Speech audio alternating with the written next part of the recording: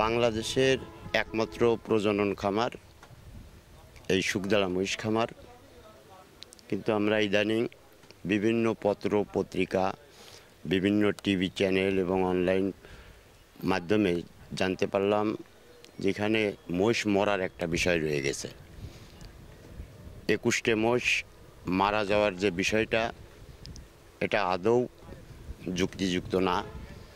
কারণ ফকিরহাট উপজেলা veterinary officer উনি পোস্টমর্টম করেছেন মর্মে এই মহিষ খামারের ম্যানেজার বলছেন, কিন্তু কি কারণে এই মহিষগুলো মারা গেল পোস্টমর্টম রিপোর্টে এমন কিছু উল্লেখ করতে পারেন নাই। ইভেন আদৌ 21টে মহিষের কবর এরা দেখাতে পারবে কি না এ ব্যাপারেও আমরা সন্দিহান। 2 নম্বর রয়েছে এনাদের ভিতর অসংখ্য দুর্নীতি, যেমন খাবার, দুধ, সব দিকে। এ জায়গায় দুগ্ধ পুষ্টি এবং মাংসের চাহিদা মেটানোর জন্য আমাদের এই দক্ষিণ অঞ্চলে এই খামারটি স্থাপন করেন এবং এই খামার দীর্ঘদিন ধরে উনি পরিচালনা করছেন ভর্তুকি দিয়ে।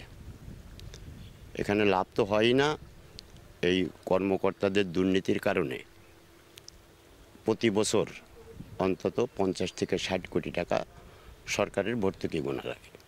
এই এলাকার মানুষ চাই যে এই খামার ঘুরে দাঁড়াক, দুর্নীতিমুক্ত হোক। ঊর্ধ্বতন কর্তৃপক্ষের দৃষ্টি আকর্ষণ করি যে ওনারা সঠিক তদন্তের মাধ্যমে এই মহিষ চুরির যে গুজবটি শোনা যাচ্ছে ওনারা তদন্ত করুক এবং সঠিক প্রতিবেদন দাখিল করুক এবং জনসম্মুখে এইটার একটা রায় ওনারা সঠিকভাবে দিক। 2-3 দিন সময় লাগিয়েছে, 3-4 দিনও লেগে গেছে ওই ট্রাকে। ওই আসার সময় 2-3টে মরা পাওয়া গেছে। গাড়িতে আমরা লাইমায় মাটি দিছি। একজন খামারি হিসেবে আমি মহিষ এবং ডেইরি দুটোরই পিজির আমি সদস্য এবং খামারি। আমি এখানকার বেশ কয়েকবার আসছি, কিন্তু প্রতিটা মহিষ মারা গেছে, এখানে যে ময়নাতদন্তগুলো হচ্ছে কেন মারা গেছে, কী কারণে মারা গেছে, সেটার আজ পর্যন্ত কোনো সদেহ ভালো কোনো অ্যান্সার আসে নাই।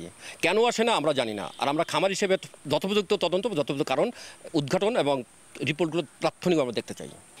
এবং এখানকার সবচেয়ে বড় জিনিস হচ্ছে মহিষ খামারগুলো, মহিষের যে ব্যবস্থাপনাগুলো একদম অপ্রতুল। যেমন প্রতিটা মহিষের যে খাবারগুলো বরাদ্দ থাকে তার কাছে খাবার জরাজীর্ণ অবস্থা। মহিষটার সামনে যে অবস্থা, যদি রুগ্ন শুগ্ন হয়ে গেছে এবং 21টা মারা গেছে, এরপর আরও মারা যাবে, কিন্তু কারণগুলো তদন্ত হলে কোনো কিছু আসবে না।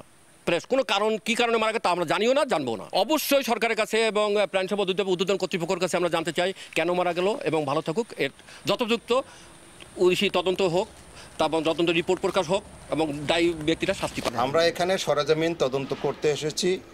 আমরা সমস্ত কর্মকর্তা কর্মচারীদের আলাদাভাবে স্টেটমেন্ট নিয়েছি।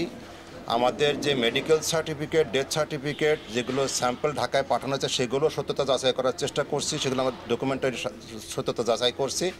প্লাস সরেজমিন আমরা মাঠে যে তারা যেহেতু নির্দিষ্ট বাড়ির গ্রাউন্ড নাই, তারা যেখানে কঙ্কালগুলো পুঁতে ফেলছিল, মৃত পশুগুলো পুঁতে ফেলছিল, সেখানে আমরা আধা ঘন্টার মধ্যে ইনস্ট্যান্ট আমরা সেগুলো গর্ত করে খুঁজে আমরা 12টা কঙ্কালের চিহ্ন আমরা পেয়েছি এবং এগুলো কম্পাইল করে সমস্ত বিষয় আমরা আমাদের এখানে ভেটেরিনারিয়ান আছে, তাদের সাথে কথা বলে সায়েন্টিফিক ওয়েতে যে বিষয়গুলো আনা যায় সেগুলো এনে ডকুমেন্ট সহ আমরা অধিদপ্তরে প্রেরণ করব।